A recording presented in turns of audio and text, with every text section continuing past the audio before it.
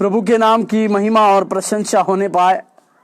आदि और अंत का परमेश्वर, अल्फा और ओमेगा का परमेश्वर, जो हमारे साथ साथ रहने का वायदा किया और हमारे संग संग रहकर अपने नाम के निमित्त हम सारे लोगों को दया और हम सारे लोगों के ऊपर प्रशंसा को भी दिया, उस महान प्रभु यीशु मसीह के नाम से मैं आप सब लोगों के लिए मैं धन्यवाद देता हूँ। खासतौर से हमारे मसीह में प्रिय भाई परेरा जी के लिए मैं धन्यवाद देता हूँ, जिनके द्वारा आप लोगों के सामने इस पेज के ऊपर परमेश्वर के वचन को बांटना और परमेश्वर की बातों को आप तक पहुंचाना मेरे लिए एक लाभदायक ठहरे। मत्ती रचित सुसमाचार की किताब 28वें अध्याय के आखिरी वचन में प्रभु यीशु मसीह ने कहा, जगत के अंत तक मैं तुम्हारे संग रहूंगा कहकर। इसका मतलब क्या है? जब तक हम इस दुनिया में हैं। और यिर्मयाह का किताब 29वें अध्याय और 11वें वचन में प्रभु यीशु मसीह ने एक भविष्यवाणी के रूप में एक बात को कहा। उन्होंने कहा कि मेरी योजना तुम सारे लोगों के लिए है। एक परमेश्वर हमारे लिए एक योजना को रखता है और वो ये भी कहते हैं कि वो योजना को रखा है और उसकी सारी कल्पनाओं को मैं जानता हूं और अंत में तुम्हारी इच्छा शक्ति को मैं, तुम्हारी इच्छाओं को मैं पूरी करूंगा कह के कहता है। एक परमेश्वर, एक ऐसा अद्भुत परमेश्वर जो हम सब लोगों के लिए वर्तमान काल की योजना को रखता है, भविष्य काल की योजना को रखता है और साथ ही योजना रखने के बाद ही नहीं, योजना रखते हुए वो परमेश्वर हमें, जैसे यशायाह की किताब उसके 43 का पहले वचन को अगर हम पढ़ते हैं तो उसमें कहा, परमेश्वर ने कहा कि मत डर, मैं तेरे साथ रहूंगा और मैं तुझे अपना दाहिना हाथ थाम कर तुम्हें ले चलूंगा कह के कहता है। मतलब एक परमेश्वर जो हमारे लिए योजना को बनाता है, हमारे लिए सिद्ध योजना को चलाता है, सिद्ध योजना में हमें प्रवेश कराता है और उस सिद्ध योजना तक ले चलने के लिए वो हम लोगों को अपना हाथ को थामता है और अपने हाथों को थाम कर हमें उस योजना के अंदर प्रवेश कराता है, उस योजना के तहत हमें लिए चलता है। और वो ये कहता है, यदि हम उसकी योजना के उस तहत में, उस योजना में अगर हम प्रवेश नहीं कर पा रहे, हमारी कुछ गलतियों के चलते, हमारे कुछ बातों के चलते, तो वो परमेश्वर हमें ये याद दिलाता है कि जगत के अंत तक वो सदैव हमारे साथ रहने वाला परमेश्वर है। हालेलुया, प्रभु के नाम की महिमा और प्रशंसा होने पर उसके उस विशाल विश्राम स्थान में परमेश्वर हमें बैठाने के लिए चाहता है, जिसके भजन संहिता 91 का पहले वचन में जिस प्रकार से लिखा हुआ है, जो परम प्रधान के छाए हुए स्थान में बैठेगा वो सर्वशक्तिमान की छाया में ठिकाना पाएगा। यदि आपको और मुझको उस सर्वशक्तिमान की छाया में ठिकाना पाना है, या आप और मैं उस महान परमेश्वर जो सर्वशक्तिमान है उसके सम्मुख में या उसके पास जाकर हमें माथा टेकना है या उसके सम्मुख में उस विश्राम स्थान में हमें रहना है, तो हमें सबसे पहले हमारे कुछ बातों को हमें स्वीकार करना चाहिए और परमेश्वर के उस प्रेम के उस अनुभव को हमारे जीवन में संभालना चाहिए और उस प्रेम के द्वारा ही हम उस महान परमेश्वर के उस भले विश्राम स्थान में प्रवेश कर सकते हैं। या मैं इस प्रकार से कहूं, वही परमेश्वर हमें उसके उस विश्राम स्थान में प्रवेश करा कर रहेगा। हालेलुया। यहां पर मैं प्रभु यीशु मसीह भी अपनी सेवा कार्य के लिए 3.5 साल की जब सेवकाई उन्होंने शुरू की, तो इस पवित्र शास्त्र बाइबल में कई एक प्रकार के वचनों को, कई एक प्रकार की शिक्षाओं को प्रभु यीशु मसीह ने दिया और ना केवल शिक्षाओं को दिया परंतु ज्यादा से ज्यादा परमेश्वर के राज्य की बातों को बताए, स्वर्ग राज्य की बातों को बताया, नरक की बातों को बताया, परमेश्वर किस प्रकार से अपने जीवनों में कार्य करेगा इसके विषय में बताया। साथ ही परमेश्वर ने कई एक चंगाई को किया, कई एक अशुद्ध आत्माओं को भगाया, कई एक लोगों को परमेश्वर की मृतों में से जीवित किया।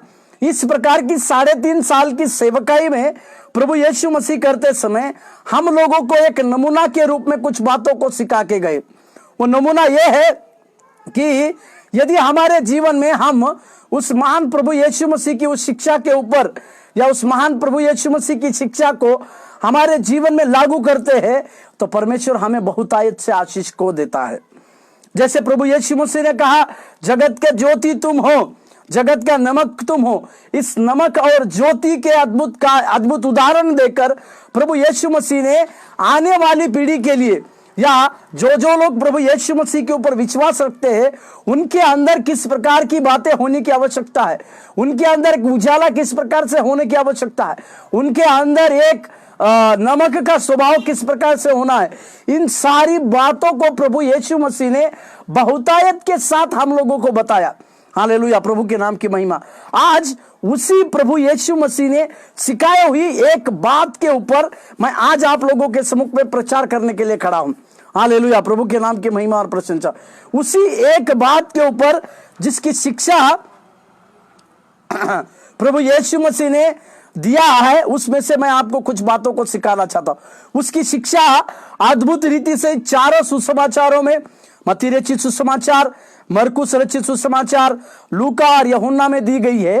परंतु उसमें से लूका जो है, एक डॉक्टर रहने के चलते वो विस्तृत रूप से प्रभु यीशु मसीह की अद्भुत बातों को गठन करता है, अद्भुत बातों को लिखता है। इसी के लिए उसकी किताब जो है हमारे लिए एक लाभदायक रहेगी। मेरे साथ खोलिएगा पहले लूका रचित सुसमाचार 16 अध्याय का 19वें वाक्य। लूका रचित सुसमाचार की किताब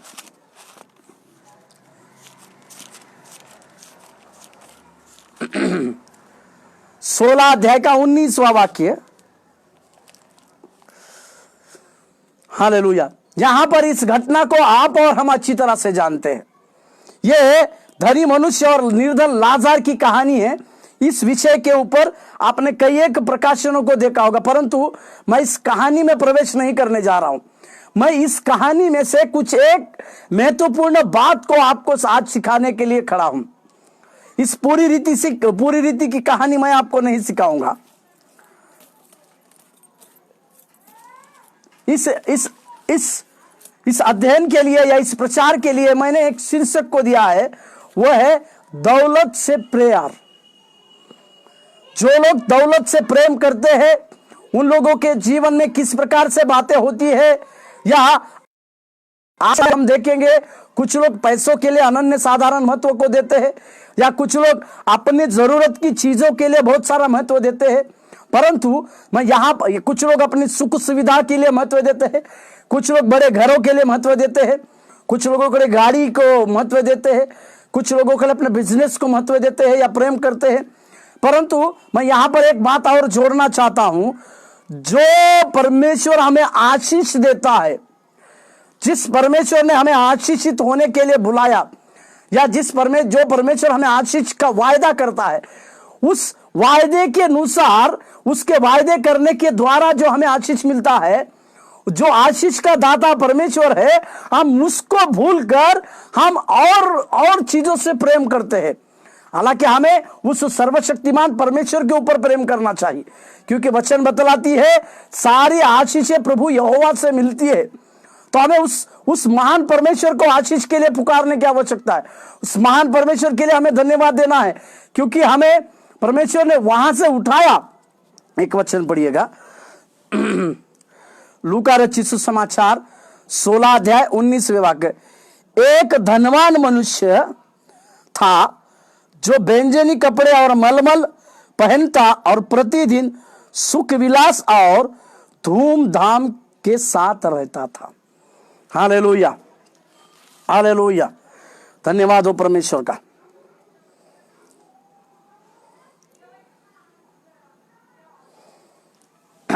एक उस व्यक्ति का नाम का शीर्षक, उस व्यक्ति के इस पूरे बाइबल में उस व्यक्ति का नाम नहीं दिया गया। एक गरीब रहने वाले लाजरस का नाम, ये वो लाजरस नहीं है जिसको परमेश्वर ने जीवित किया। जिस लाजरस के बारे में यूहन्ना के अध्याय 11वें में लिखा है, ये वो लाजरस नहीं, ये दूसरा लाजरस है।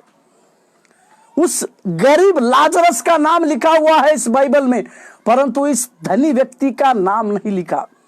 इसका कोई भी अस्तित्व नहीं, इसका कोई भी नाम नहीं है। मेरी बातों को ध्यान देने की कोशिश कीजिए। इसका उल्लेख, इसका जिक्र केवल उसके पैसों के द्वारा है। वचन बतलाती है वो धनवान था। Hallelujah, hallelujah. दौलत वालों के बारे में, और ये व्यक्ति जो है धनवान था। वो ना केवल धनवान था परंतु उसने उसका रहन सहन एक ऊंचे लेवल का था, ऊंचे की तरह था, परंतु साथ ही साथ उसने कई एक प्रकार के घिनौने काम करता था और उसमें अपनी संपत्ति को लौटा देता था, उसमें अपनी सारी संपत्ति को उड़ा देता था। इस प्रकार की अद्भुत, इस प्रकार की बातें एक धनवान व्यक्ति के पास थी। परंतु इस धनवान व्यक्ति, इसके बारे में परमेश्वर ने क्या लिखा है, मेरे साथ खोलिएगा लूका रचित सुसमाचार की किताब, उसके 16 अध्याय का 13वां वाक्य, वो जो इस प्रकार से कहता है कोई दास दो स्वामियों की सेवा नहीं कर सकता, क्योंकि वह तो एक से बैर और दूसरे से प्रेम रखेगा, या एक से मिला रहेगा और दूसरे को तुच्छ जानेगा। तुम परमेश्वर और धन दोनों की सेवा नहीं कर सकते। हालेलुया, प्रभु के नाम की महिमा और प्रशंसा। यहां पर प्रभु लूका के द्वारा एक शिक्षा को हमें मिलती है। प्रभु यीशु मसीह ने खुद कहा, जो मनुष्य धन का जो ज्यादा धनवान होता है वो सदैव अपने मन में धन की बातों को सोचता है, अपने दिमागों में धन के बारे में सोचते रहता है, और वो धनवान व्यक्ति एक ही समय में दो स्वामियों की सेवा नहीं कर सकता है। उसका दूसरा स्वामी, मतलब जिसका पहला स्वामी धन है, वो परमेश्वर के पास नहीं आ सकता है, या जो धन की सेवकाई करता है वो परमेश्वर की सेवकाई नहीं करेगा, या जो धन की सेवकाई करता है वो परमेश्वर को तुच्छ मानेगा और वो धन के ऊपर प्रेम करेगा, परमेश्वर को तुच्छता से देखेगा। क्योंकि परमेश्वर की सेवा अगर करनी है, परमेश्वर का अनुकरण अगर करना है, तो हमारे अंदर का वो धन लोभ विरहित स्वभाव जो है उसको हमें खोने की आवश्यकता है, उसे हमें भूल जाने की आवश्यकता है। इसके लिए भजनकार ये कहता है, मेरे माता पिता ने तो मुझे छोड़ दिया परंतु यहोवा मुझको संभालेगा। नए नियम में विधवा और अनाथों का न्याय करने वाला परमेश्वर है बोलकर हम इस वचन को देखते हैं।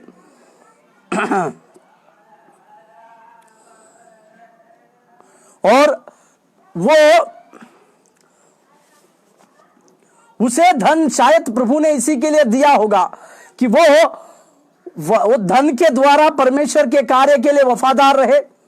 हर एक व्यक्ति को परमेश्वर के द्वारा एक आशीष मिलती है, उस आशीष में हमें परमेश्वर के लिए वफादार होने की आवश्यकता है, परंतु उसके विपरीत कुछ बातें होती है। वो क्या बातें हैं? तो जब बहुत सारा धन आ जाता है तो कई एक लोग परमेश्वर के विरुद्ध में काम करते हैं, या कई एक लोगों के जीवन में परमेश्वर को वफादार होने की बजाय परमेश्वर को वो तुच्छ जानने की बातों को वो करते हैं। और एक वचन मैं आपको दिखाता हूं, मेरे साथ खोलिएगा लूका रचित सुसमाचार की किताब, उसके 16 अध्याय के 15वें वाक्य। उसने उनसे कहा, तुम तो मनुष्य के सामने अपने आप को धर्मी ठहराते हो, परंतु परमेश्वर तुम्हारे मन को जानता है, क्योंकि जो वस्तु मनुष्य की दृष्टि में महान है वह परमेश्वर की निकट घृणता है। हालेलुया। यहां पर प्रभु ने एक कठोरता का व्यवहार, कठोरता का उपदेश इस जगह पे किया। इस व्यक्ति के जीवन को देखिएगा, उसका रहन सहन को देखिएगा।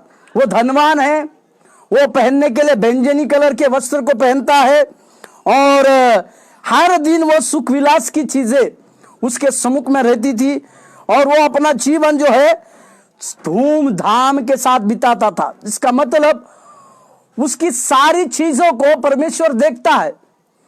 उसके लिए जो चीजें, उस धनवान के लिए जो चीजें वो चाहता है, वे सारी चीजें परमेश्वर के सम्मुख में घृणित वस्तु है। सुख विलास की बातें या उसके घिनौने काम परमेश्वर के लिए घृणित है। धनवान की बातों को रखना परमेश्वर के लिए घृणित है। परमेश्वर के लिए वफादार ना होना यह परमेश्वर के लिए घृणित है। परमेश्वर के लिए धन्यवादित ना होना, ये बातें परमेश्वर के लिए घृणित है।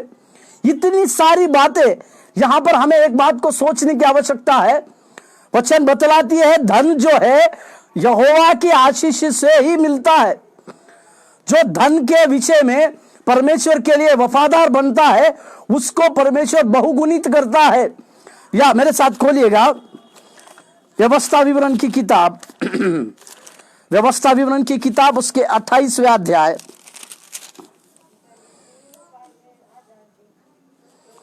व्यवस्था विवरण की किताब उसके 28वें अध्याय और 4-5 वचन में पढ़ रहा हूं। व्यवस्था विवरण की किताब 28वें अध्याय 4 और 5। धन्य हो तेरी संतान, 3, 4, 5 पढ़ रहा हूं। व्यवस्था विवरण 28वें अध्याय 3, 4, 5। धन्य हो तू नगर में, धन्य हो तू खेत में, धन्य हो तेरी संतान और तेरी भूमि की उपज और गाय और भेड़ बकरी आदि पशुओं के बच्चे। धन्य हो तेरी टोकरी और कटोती, धन्य हो तू भीतर आते समय और धन्य हो तू बाहर जाते समय। हालेलुया। ये सारे धन्यवादित बातें कब होती है? वचन बतलाती है यदि तुम परमेश्वर की वाणी को सुनोगे, परमेश्वर की आज्ञाओं को मानोगे और जो जो चुनौतियां, जो जो चेतावनी परमेश्वर ने दे के रखी है, उन सारी चेतावनी का अगर आप लोग पालन करोगे तो तुम्हारे जीवन में इस प्रकार की सारी धन्यवादित बातें, सारी आशीष की बातें मिलेगी कर कर परमेश्वर ने लिखा है। यहां तक कि जो काम तू करे वह सारे कामों में परमेश्वर आशीष देगा बोलकर भी लिखा हुआ है।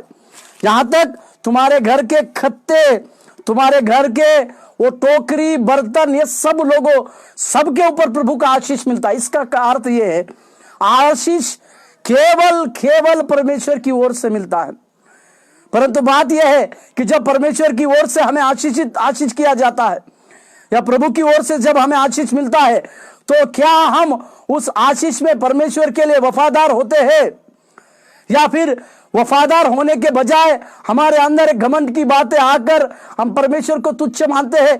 जैसे प्रभु ने कहा कि जहां तुम्हारा मन है, जहां तुम्हारा धन है, वहां तुम्हारा मन लगा रहेगा। या एक मनुष्य धन और परमेश्वर दोनों की सेवा एक साथ नहीं कर सकता है।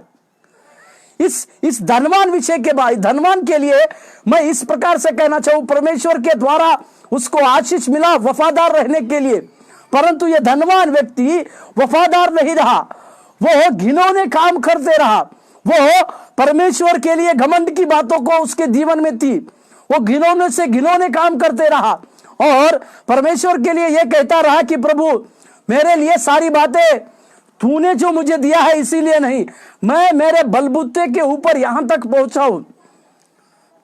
हालेलुया। और उसने गरीबों को तक मदद नहीं की। इस धनवान के पास इतना सारा धन था, ये धनवान है बोलकर लिखते हैं। अवश्य है कि उसको धन के लिए उस गरीबों की मदद करनी चाहिए, परंतु इस धनवान ने किसी भी गरीब की मदद नहीं की। वचन बतलाती है, मेरे साथ खोलिए लूका रचित सुसमाचार 16:21। लूका 16:21।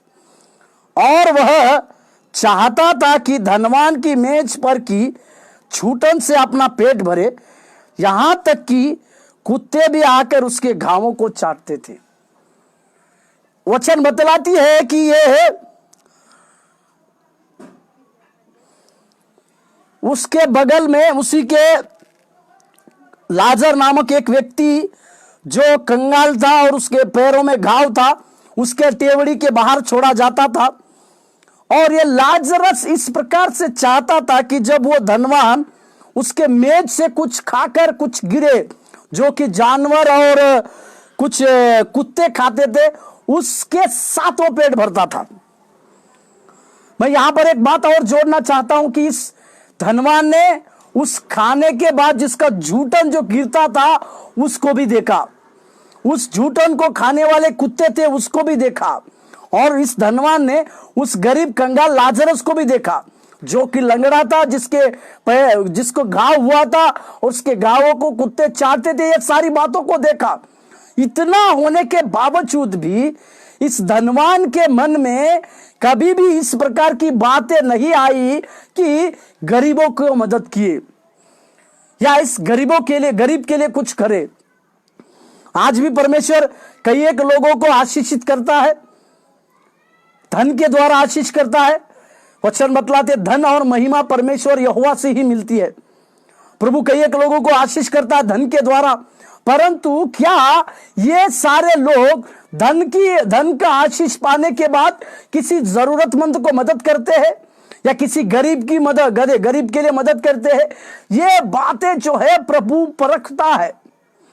और इस बातों में अगर हम असफल होते हैं, इस बात में अगर हम चूक जाते हैं, तो हमारे अंदर परमेश्वर के लिए वफादारी नहीं, परमेश्वर ने दिए हुए चीजों के लिए वफादारी नहीं है, या परमेश्वर के दिए हुए उस आशीष के लिए हम वफादार कभी नहीं हैं। और एक वचन मेरे साथ पढ़िएगा, लूका रचित सुसमाचार, जिसको हमने दो स्वामियों की सेवकाई पर में मनुष्य नहीं कर सकता है, इसके विषय में पढ़ा। अभी मेरे साथ खोलिए मत्ती रचित सुसमाचार 6:24, मत्ती 6:24।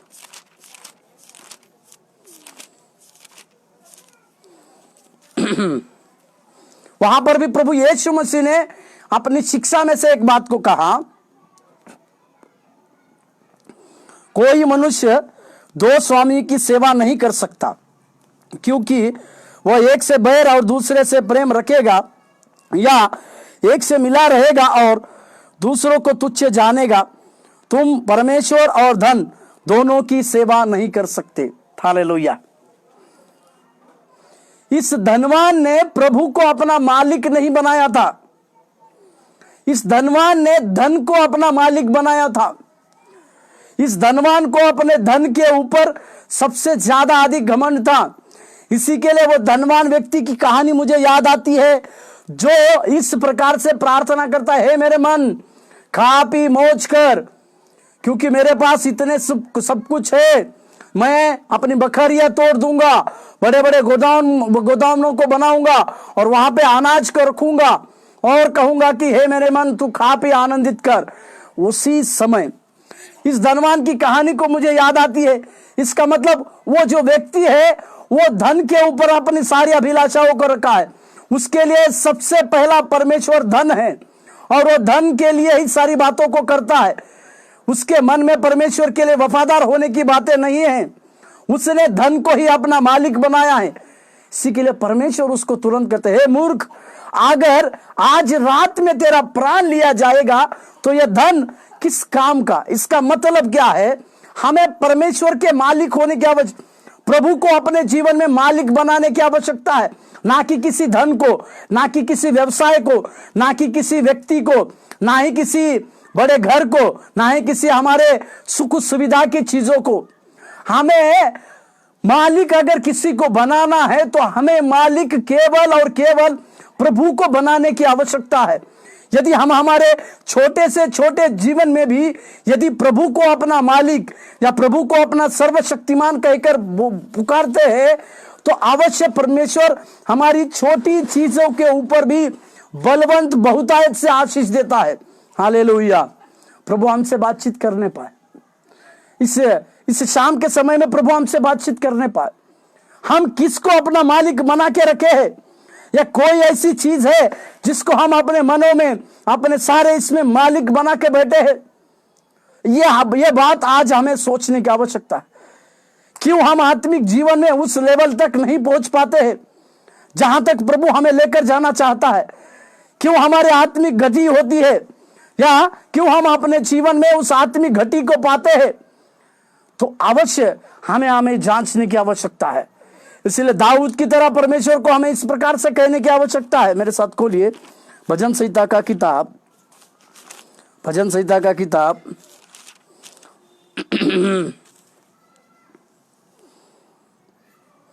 51वां अध्याय, भजन संहिता 51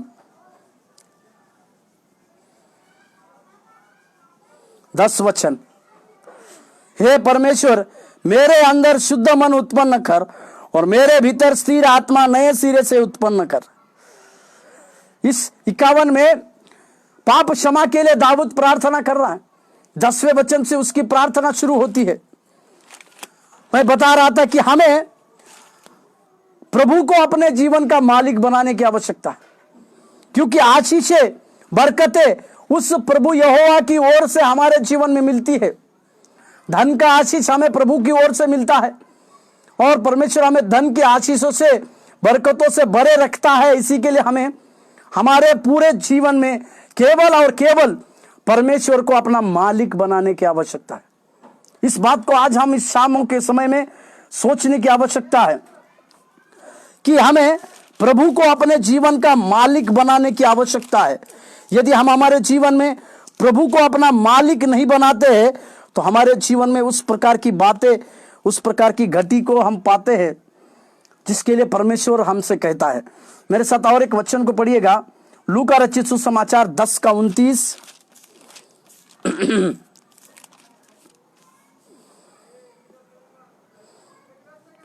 परंतु उसने अपने आप को धर्मी ठहराने की इच्छा से यीशु से पूछा, तो मेरा पड़ोसी कौन? जैसे मैंने पहले कहा कि हमारे नजर में जिस धन की अभिलाषाओं को हम देखते हैं, जो ऊंचे पद की अभिलाषाओं को हम रखते हैं, वे सारी बातें प्रभु के लिए घृणित है। यहां पर भी एक व्यक्ति प्रभु यीशु मसीह को, जब प्रभु यीशु मसीह ने कहा तो अपने पड़ोसी से प्रेम रखना कर तो परमेश्वर प्रभु यीशु मसीह को अपने आप को धर्मी ठहराने के लिए कि मैं ही उस सब चीजों को करता हूं या मैं ही उस सारी चीजों को आज तक पूरी करते आया हूं, इसी के लिए मैं ही वो पड़ोसी हूं कहकर ये जानने की अभिलाषाओं में या अपने आप को धर्मी ठहराने की उस अभिलाषा के कारण प्रभु यीशु मसीह को वो पूछता है, तो मेरा पड़ोसी कौन हुआ? इसका मतलब हम अपने सोचो विचार में जो महान बनने की बातों को करते हैं या हम जो सोच विचार के द्वारा कभी कभी ऊंचे लेवल में जो बनना चाहते हैं या ऊंचे लेवल की जो बातों को प्राप्त करना चाहते हैं, वे सारी बातें भी हमारे लिए घृणित है। आमीन, हालेलुया। वे सारी बातें भी परमेश्वर के नजर में घृणित वस्तु ये है। हमारे पद, हम ऊंचे लेवल में पढ़ाई किए होंगे, वो पद के द्वारा अगर हमारे मनों में घमंड सा आ रहा है तो वे सारी चीजें परमेश्वर के लिए घृणित है। प्रभु उनको तुच्छता से देखता है। या हमारे पास बहुत सारा पैसा है, जमीन है, बहुत सारी सुख सुविधाएं की बातें हैं, ये सारी चीजें परमेश्वर के लिए एक घृणित के रूप में रखी गई है। इसे हमें आज भली भांति समझने की आवश्यकता है। और मेरे साथ खोलिएगा लूका 18 का 9वां वाक्य।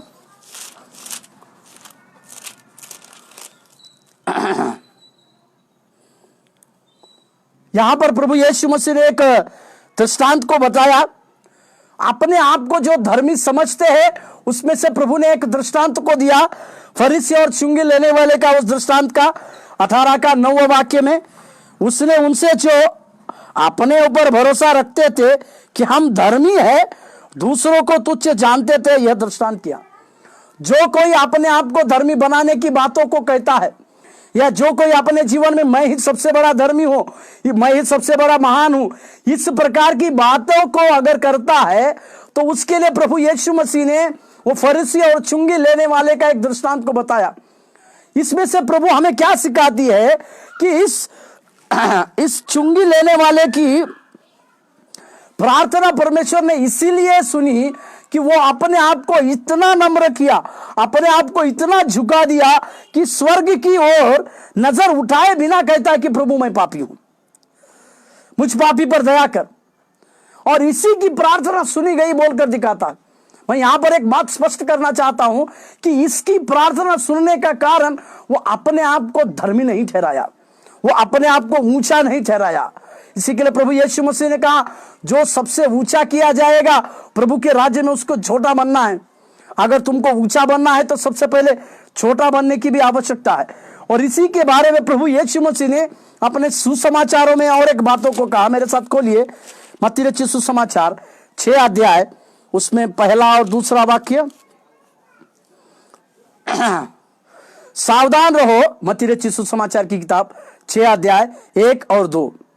सावधान रहो, तुम मनुष्य को दिखाने के लिए अपने धर्म के काम ना करो, नहीं तो अपने स्वर्गीय पिता से कुछ भी फल ना पाओगे। इसीलिए जब तू दान करे तो अपने आगे तुरही न बजाओ जैसे कपटी सभाओं और गलियों में करते हैं, ताकि लोग उनकी बड़ाई करें। मैं तुमसे सच सच कहता हूं कि वे अपना प्रतिफल पा चुके। यहां पर प्रभु यीशु मसीह एक शिक्षा को देते हैं। उन्होंने कहा कि यदि तुमको तुम्हारे स्वर्गीय पिता से गुप्त आशीष को प्राप्त करनी है तो तुम्हारा धर्मचरण उन लोगों के समान ना हो जो लोगों को दिखाने के लिए अपने धर्म की बातों को करते हैं, या मैंने इस प्रकार की बातों को किया, मैंने प्रभु के लिए इस प्रकार के कार्यों को किया।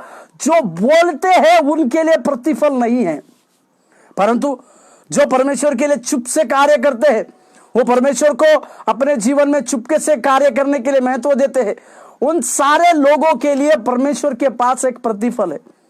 दान देने के द्वारा भी अगर हम दान देना चाहते हैं लोगों के सम्मुख में नहीं, परंतु चुपके से स्वर्गीय पिता का आशीष अगर हमको पाना है तो हमें इस प्रकार के आशीष को देना चाहिए। और एक वचन पढ़िए मत्ती का 6:5, जब तू प्रार्थना करे तो कपटियों के समान ना हो, क्योंकि लोगों को दिखाने के लिए आराधनालयों में और सड़कों में मारों पर खड़े होकर प्रार्थना करना उनको अच्छा लगता है। मैं तुमसे सच सच कहता हूं वे अपना प्रतिफल पा चुके। इसका अर्थ क्या है? कुछ लोगों की लंबी लंबी जो प्रार्थनाएं होती है, लोगों को दिखाने के लिए जो लंबी लंबी प्रार्थनाएं की जाती है, या लोगों को दिखावटी के लिए इस प्रकार से कई एक प्रकार के लंबे लंबे वचनों को बातों को जो दिया जाता है, उनके लिए उनका प्रतिफल वे पा चुके बोलकर प्रभु ने कहा। तो हमें क्या करने की आवश्यकता है? जिस जरूरतमंदों को जो चीजों की आवश्यकता है उसको देने के लिए हमें परमेश्वर सिखाते हैं। हमारे लिए परमेश्वर को धन्यवाद देने की बातों की आवश्यकता है। हमारे हर चीजों में हमें प्रभु को मालिक बनाने की भी आवश्यकता है। इसके लिए परमेश्वर के वचनों में लिखा है, मेरे साथ खोलिए कुछ वचनों को। भजन संहिता का किताब 10:11।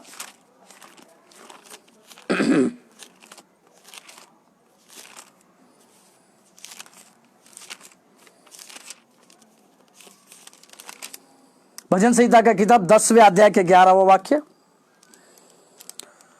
वह अपने मन में सोचता है ईश्वर भूल गया, वह अपना मुख छिपाता है, वह कभी नहीं देखेगा। यह हमारा स्वभाव अगर है कि परमेश्वर मुझे भूल गया है, परमेश्वर मेरी बातों को देखता नहीं है, या परमेश्वर मेरे जीवन में अभी नहीं देख पा रहा है, इस प्रकार का स्वभाव अगर किसी का है तो अवश्य उसने अपने जीवन में प्रभु को मालिक बनने का मौका नहीं दिया है। हमारे हर चीज में, हमारे सेवकाई के क्षेत्र में प्रभु मालिक होने की आवश्यकता है। हमारे पारिवारिक में परमेश्वर मालिक होने की आवश्यकता है। हमारे व्यक्तिगत जीवन में प्रभु मालिक बनने की आवश्यकता है। हमारे हर चीजों में प्रभु को प्रथम स्थान देकर परमेश्वर आप मालिक बनकर आगे की ओर परमेश्वर को करेंगे तो हमारे जीवन में प्रभु कार्य करने वाला है। 64:5 भी पढ़ते हैं, भजन संहिता 64:5। वे बुरे काम करने का हिया बांधते हैं, वे फंदे लगाने के लिए विशेष विषय बातचीत करते हैं। यहां पर भी इन सारी बातों को प्रभु जानता है। हमारे मन में जो उठने वाली चीजें, हमारे मन में जो जो विषय उठता है। और एक वचन पढ़िए 73:11, भजन 73 उसके 11वें वाक्य, फिर वे कहते हैं परमेश्वर कैसे जानता है, क्या परम प्रधान में कुछ ज्ञान है। और एक वचन पढ़िए 94 उसके 7 से 11,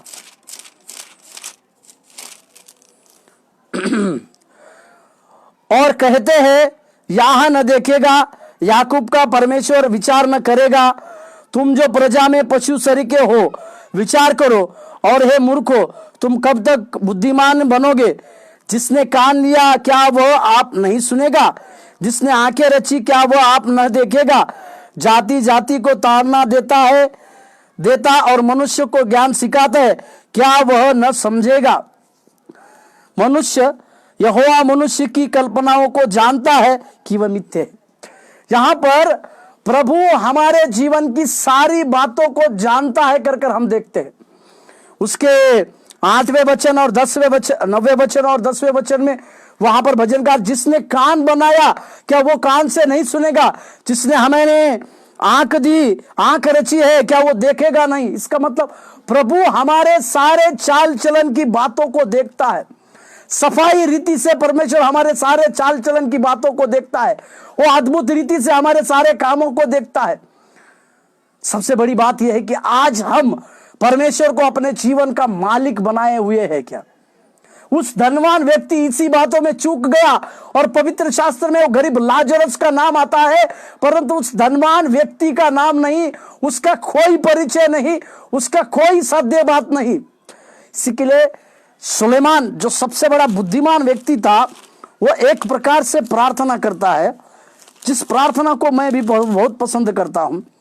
बहुत बड़ा बुद्धिमान व्यक्ति सुलेमान, उसके पास बुद्धि था, ज्ञान था और साथ ही साथ कई एक प्रकार की आशीषों में परमेश्वर ने उसको लेके चला। उसके बाद कई एक प्रकार की अद्भुत आशीषें थी, उसके पास कई एक प्रकार के अद्भुत उसका 40 साल किसी भी तलवार उठाए बिना उसने राज्य किया बोलकर कहते हैं। इतना बड़ा बुद्धिमान प्रभु यीशु परमेश्वर ने उसको 3 बार दर्शन दिया, धन की आशीषें दी। इतनी सारी आशीषें देने के बाद वो सुलेमान इस प्रकार की प्रार्थना करता है। मेरे साथ खोलिएगा नीति वचन 30वें अध्याय 7, 8 और 9। नीति वचन के किताब 30वें अध्याय 7, 8 और 9 वाक्य। सुलेमान कहता है, मैंने तुझसे 2 वर मांगे हैं, इसलिए मेरे मरने से पहले उन्हें मुझे देने से मुंह न मोड़। 8 अर्थात व्यर्थ और झूठी बात मुझसे दूर रख, मुझे ना तो निर्धन कर और ना धनी बना, प्रतिदिन की रोटी मुझे खिलाया कर। ऐसा ना हो कि जब मेरा पेट भर जाए तब मैं इनकार करके कहूं कि यहोवा कौन है, या अपना भाग बेचकर चोरी करूं और अपने परमेश्वर का नाम अनुचित रीति से लूं। Hallelujah, hallelujah. सबसे बड़ा बुद्धिमान सुलेमान इस प्रकार की प्रार्थना करता है, मुझे ज्यादा धनी भी मत बना, मुझे निर्धन भी मत बना, मेरे लिए आवश्यक जितनी चीजें हैं उतनी चीजों को दीजिए, जितनी आवश्यक चीजें हैं वो दीजिए। मैं फिर से वो धनवान व्यक्ति के बारे में देखता हूं, उसने अपने जीवन में प्रभु को अपना मालिक नहीं बनाया, उसने धन को अपना मालिक बनाया, उसने ऐशो आराम को अपना मालिक बनाया। इसी के लिए वो धन्यवादित नहीं रहा, इसी के लिए बाइबल में उसके बारे में कहीं पर भी लिखा हुआ नहीं, परंतु उसके विपरीत उसके मेज से झूठन खाने वाला उस लाजरस बोलकर नाम लिखा हुआ है। इसलिए हमें और आपको परमेश्वर के लिए हर चीज के लिए धन्यवाद देने की आवश्यकता है। दौलत से प्यार करने की बजाय प्रभु को अपना मालिक बनाने की आवश्यकता है, और दौलत से प्यार करने की बजाय हम परमेश्वर को अपने जीवन का मालिक बनाते हैं तो प्रभु हमारे जीवन में अद्भुत से अद्भुत बातों को देता है। आइए हम आंखें बंद करें और परमेश्वर से प्रार्थना। योग्यता से बढ़ के दिया है अपनी दया से तूने मुझे, योग्यता से बढ़ के दिया है अपनी दया से तूने मुझे, मांगने से ज्यादा मिला मुझे, आभारी हूँ प्रभु मैं, मांगने से ज्यादा मिला मुझे, आभारी हूँ प्रभु मैं। धन्यवाद के साथ स्तुति गाऊंगा, है यीशु मेरे खुदा, उपकार तेरे है बेशुमार, कोटि कोटि स्तुति धन्यवाद, कोटि कोटि स्तुति धन्यवाद। प्रभु हम इस बातों को जाने और समझे प्रभु कि हमारे लिए मालिक आप बने प्रभु, हमारी सेवकाई का मालिक आप बने। आपने जो हमें आशीष में चलाया उन सारे आशीषों का मालिक आप बने प्रभु। जो चीजें आपने हमें दी है प्रभु, उन सारी चीजों में हम आपके लिए वफादार होने हैं तो हम प्रार्थना करते हैं। हमारे जीवन को जिस प्रकार से आप चाहते हैं उस प्रकार से आप मोड़कर प्रभु अपनी सेवा कार्य के लिए हमें इस्तेमाल करने के लिए भी हम प्रार्थना करते हैं। तेरी दया हमारे साथ साथ बनाने के लिए हम प्रार्थना करते हैं प्रभु। आज तक आपने जो जो बातें हमें दी है प्रभु, वो हमारे वर्णन से, हमारे विचारों से विपरीत बड़े हैं प्रभु जी। धूल में से आपने हमें उठाकर प्रभु उस राजमिस्त्रियों के सम्मुख में बिठाया प्रभु। यह हमारे लिए अद्भुत बात है परमेश्वर। इसी के लिए हमारे जीवन के द्वारा लगातार धन्यवाद का ध्वनि आपको मिलने पाए प्रभु। हमारे जीवन में आप हमारे मालिक बनकर कार्य करने के लिए भी हम प्रार्थना करते। आशीष दे और अनुग्रह दे प्रभु, यीशु मसीह के नाम से प्रार्थना को मांगते हैं। आमीन आमीन। प्रभु आप लोगों को आशीष देने पाए। धन्यवाद।